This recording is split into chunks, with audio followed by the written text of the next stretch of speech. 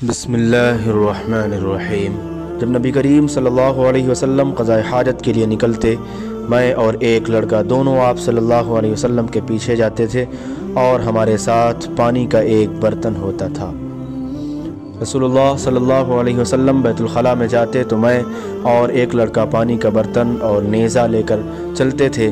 پانی سے آپ طہارت کرتے تھے۔ دوسری سند سے نظر اور شاذان نے اس حدیث کے شعبہ سے مطابقت کی ہے۔ عنزہ لاٹھی کو کہتے ہیں جس پر پھلکا لگا ہوا ہو۔ رسول اللہ صلی اللہ علیہ وسلم نے فرمایا، جب تم میں سے کوئی پانی پیے تو برتن میں سانس نہ لے، اور جب بیت الخلاء میں جائے تو اپنی شرمگاہ کو داہنے ہاتھ سے نہ چھوئے اور نہ داہنے ہاتھ سے استنجا کرے۔ آپ نے فرمایا، جب تم میں سے کوئی پیشاب کرے تو اپنا عضو اپنے داہنے ہاتھ سے نہ پکڑے، نہ داہنے ہاتھ سے طہارت کرے، نہ پانی پیتے وقت برتن میں سانس لے۔ رسول کریم صلی اللہ علیہ وسلم ایک مرتبہ رفع حاجت کے لیے تشریف لے گئے۔ آپ کی عادت مبارکہ تھی کہ آپ چلتے وقت ادھر ادھر نہیں دیکھا کرتے تھے، تو میں بھی آپ کے پیچھے پیچھے آپ کے قریب پہنچ گیا۔ مجھے دیکھ کر آپ نے فرمایا کہ مجھے پتھر ڈھونڈ دو تاکہ میں ان سے پاکی حاصل کروں، یا اسی جیسا کوئی لفظ فرمایا، اور فرمایا کہ ہڈی اور گوبر نہ لانا۔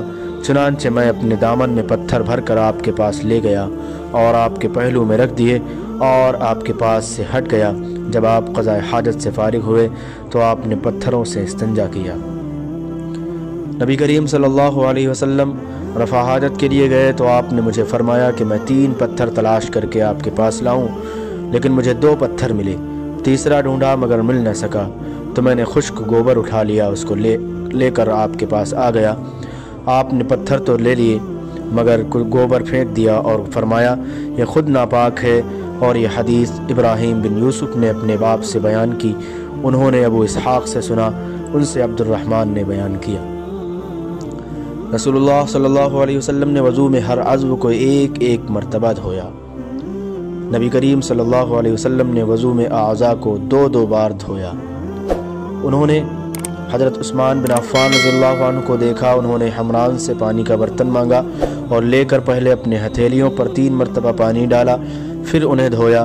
اس کے بعد اپنا داہنا ہاتھ برتن میں ڈالا اور پانی لے کر کلی کی اور ناک صاف کی، پھر 3 بار اپنا چہرہ دھویا اور کوہنیوں تک 3 بار دونوں ہاتھ دھوئے، پھر اپنے سر کا مسح کیا، پھر پانی لے کر ٹخنوں تک 3 مرتبہ اپنے دونوں پاؤں دھوئے۔ پھر کہا کہ رسول اللہ صلی اللہ علیہ وسلم نے فرمایا ہے کہ جو شخص میری طرح ایسا وضو کرے، پھر 2 رکعات پڑھے جس میں اپنے نفس سے کوئی بات نہ کرے، تو اس کے گزشتہ گناہ معاف کر دیے جاتے ہیں۔ جب حضرت عثمان رضی اللہ عنہ نے وضو کیا تو فرمایا، میں تم کو ایک حدیث سناتا ہوں، اگر قرآن پاک کی ایک آیت نازل نہ ہوتی تو میں یہ حدیث تم کو نہ سناتا۔ میں نے رسول اللہ صلی اللہ علیہ وسلم سے سنا ہے کہ آپ فرماتے تھے کہ جب بھی کوئی شخص اچھی طرح وضو کرتا ہے اور خلوص کے ساتھ نماز پڑھتا ہے تو اس کی ایک نماز سے دوسری نماز کے پڑھنے تک کے گناہ معاف کر دیے جاتے ہیں۔ اور وہ کہتے ہیں وہ آیت یہ ہے جس کا ترجمہ یہ ہے کہ جو لوگ اللہ کی اس نازل کی ہوئی ہدایت کو چھپاتے ہیں جو اس نے لوگوں کے لیے اپنی کتاب میں بیان کی ہے، ان پر اللہ کی لعنت ہے اور دوسرے لعنت کرنے والوں کی لعنت ہے۔